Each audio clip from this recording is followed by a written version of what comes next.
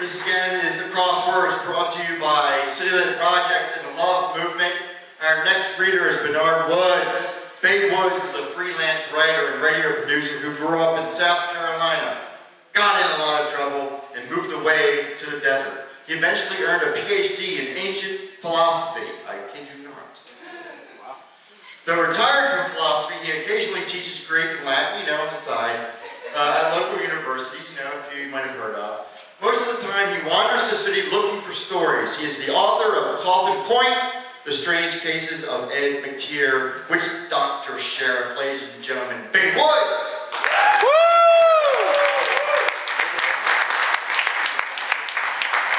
It's a real honor to be up here sharing the stage with all of the readers and speakers that have gone before us. It's a great night. So thanks everybody for coming and thanks for having me.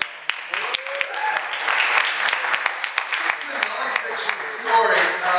It's strange the way that nonfiction, you discover something and it just sort of takes hold of you. And it was a little piece of a novel and then it devours the novel and I no longer write fiction at all and just got hooked on going out and looking for good stories in the world. It was time to summon Ed McTeer. First, caretakers found voodoo dolls and strips of paper and branches hanging over a grave at the Rhett Cemetery in Beaufort County, South Carolina. Then, the dead man's family noticed the dirt on his plot had been disturbed and called the authorities. The circuit court judge finally ordered the body exhumed, but the cemetery's manager said the body didn't need to be exhumed. The grave was open, period. When investigators unlatched the coffin, they found the man's body lying there, but only his body. The head was missing. Sheriff Morgan McCutcheon called it the most bizarre damn case he'd ever seen. It was 1979, and McCutcheon, a former Marine, was trying to modernize the department. His lunatic business was the last thing he needed. What was he supposed to do with voodoo? Well, there was only one thing he could do. Call the old sheriff, Ed McTeer, retired for 16 years now. McTeer, a legend, was not only an expert on root work and witchcraft, he was a root doctor himself. Root work, also called hoodoo, voodoo, and witchcraft, traveled with African slaves to the low country of South Carolina. McTeer, a white man, began presenting himself as a root doctor early in his long career. By the 1970s, he even had an office where he practiced as a poor man's psychiatrist, as he called it. Everybody had heard stories from the days when McTeer would send out word and a suspect would turn himself in saying, "Lock me up, Sheriff, just don't do to me what you did to Dr. Buzzard."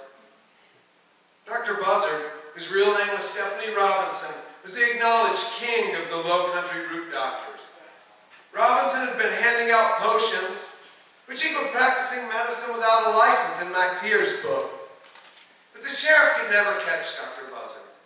Whenever McTeer found a witness, Dr. Buzzard came into the station, flashed his fancy clothes, his blue shades, and his crooked grin. He fixed the witness with the evil eye, then the witness either started twitching and shaking, and either refused to talk or changed his testimony. Back then, everybody in Beaufort knew that snitches on witches got twitches. Young Ed McTeer was fed up. If he couldn't defeat Dr. Buzzard within the boundaries of the law, he'd extend his jurisdiction to the spiritual realm. He began removing roots or hexes from people in his county. Word began to spread about McTeer. They said he practiced white witchcraft, and they called him the White Prince. He challenged the root doctor's authority on their own turf. And why not? They were on his turf all the time, chewing roots in the courthouse, trying to affect rulings. But Dr. Buzzard declared war. He was going to bring down the sheriff. "Tell Buzzard that trouble is close to him," McTeer responded. "I don't like to be threatened." And as it happened, a short time later, Dr. Buzzard's son was driving home to St. Helena in a hot-shot car. Rain beat the windshield, lightning flashed, the roads were lights dim, and the marshes beyond were flooded. Something caused the sun to drive off the causeway. The vehicle sank into the marsh, and young Robinson drowned. Admittedly, the young man drank. He'd wrecked cars before, but in the popular imagination, MacTeer's magic caused the crash. And the sheriff did not discourage the impression. In one of his memoirs, MacTeer wrote about coming home to find Dr. Buzzard in his driveway a short time after the wreck. Dr. Buzzard observed that they both had the power, and he wanted to teach Ed MacTeer the things he'd learned from his father. He said he'd agree to quit distributing medicine and confine his business to spiritual matters. MacTeer, in turn, promised to give up black witchcraft and agreed to focus on using what he called white witchcraft to help people. Being accepted as a root doctor gave him the status necessary to unite the legal and spiritual authorities in Beaufort County for the next 15 years. At least that's the legend. And after Dr. Buzzard died, there was no one left to contradict it. MacTeer, the white sheriff, was free to call himself the last remaining tie with the true African witch doctors of the Low Country.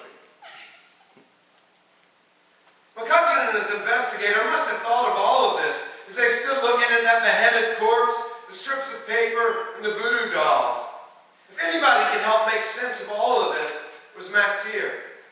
Of course, they're aware of how Ed MacTeer loved publicity. It'd be hard to keep him from talking to the press, and the papers were already going crazy.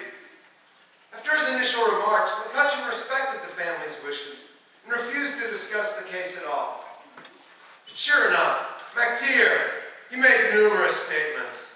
By this time, he was a creepy old guy with thick glasses, long white hair, and tremendous ears hanging down from his skeletal head. His picture, holding voodoo dolls or amulets, was plastered across half the papers in the state, with big headlines proclaiming Low Country voodoo. MacTeer said they came in to make people sick and finally to kill them. The head, they could use that to put a spell on people they're trying to kill, bury it somewhere. It's kind of unusual to take parts from a body around here, he said. So they must have paid a great deal of money. And a week later, on December 29th, 1979, Ed MacTeer died. Natural causes, undetermined. An old friend asked that the sheriff's office guard MacTeer's corpse until it was safely interred. Any part of his body could be extremely valuable to a voodoo practitioner, the concerned friend told McCutcheon. Finally, MacTeer was buried in the cemetery of St. Helena Episcopal Church in downtown Beaufort, only a couple blocks from the voodoo shrine in the back room of his real estate office. The case of the beheaded corpse was never solved. And that's a cold case we're not about to reopen, said Neil Baxley of the current sheriff's office. But I came to think about the case again when I met Dr. Buzzard's grandson, whom I'll call Dr. B. He used his name, but I won't. Root doctors aren't like psychics with bright signs set up on the side of the road. It's kind of like a secret society. You have to be introduced, Grace Cordial of the library told me. Well, I got introduced. And I turned off of Highway 21. It was high tide and the marsh stretched out around the road, spiked with spooky old oaks. The sky was still, the spring day sharp. I noticed a woman standing beside the road in all white. She was staring off at the water, rustling with cordgrass in the wind. She did not turn to look at me passing. The wind fluttered through her robes, a searing brightness against the flaxen ground. She looked like a ghost. Then I saw the buzzards circling over the place where I was headed. As instructed, I pulled up in front of two gray outbuildings and called Dr. B from my cell phone. A man got off a blue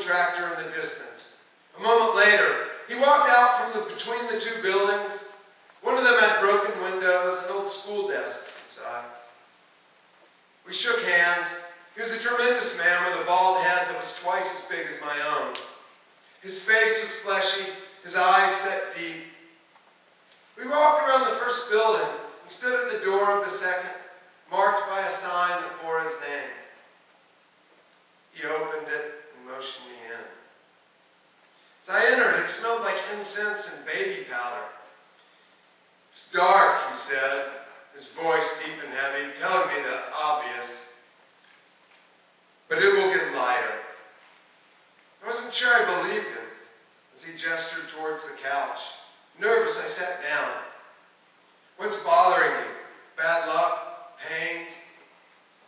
"I'm writing about Ed McTeer," I said, "and I'm a little bit worried. It's kind of like bringing someone back from the dead when you write about them, and your grandfather and all, I really don't want to offend any spirits." He laughed. Then he told me a route would cost $300. "I'll prepare it for you, and then you really shouldn't let anyone else even touch it. You might not know who your enemies are. They could neutralize its power." "I'm sorry," I said, "but whatever else I may be afraid of, I'm more afraid of my wife if I spend $300 in the middle of a recession." "I understand," he said, smiling. Then he gave me the route I was really after and started to talk about Ed McTeer. Sheriff McTeer said he defeated my grandfather. He talked about a lot of things he didn't know anything about. When that body got beheaded, they come around and talked to everybody, asking what it was about. Nobody said anything except for McTeer. And he died the next day. The very next day. He talked about things you don't talk about. I thanked him and got up to leave. He gave me 2 business cards. He opened the door, but we paused at the threshold. You could tell I was still nervous. A triangle of sun shone on our feet. "Don't worry," Dr. B assured me. "You can't reveal anything that would hurt you." His words hung in an ominous silence before he added, "You'll never know enough."